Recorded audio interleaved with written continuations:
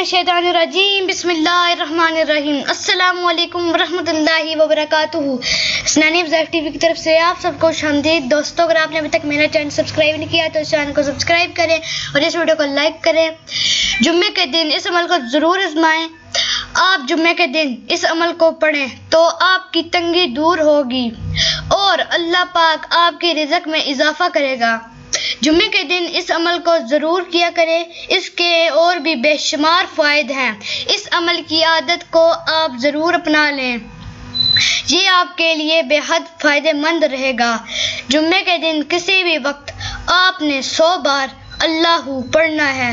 अगर आप हर जुम्मे 100 बार अल्लाहू पढ़ेंगे तो इससे इंशाअल्लाह रिज़्क़ की तंगी दूर होगी, आपके लिए रिज़्क़ के दरवाज़े खुल जाएंगे और अल्लाह पाक आपके रिज़्क़ में बरकत फरमा देगा।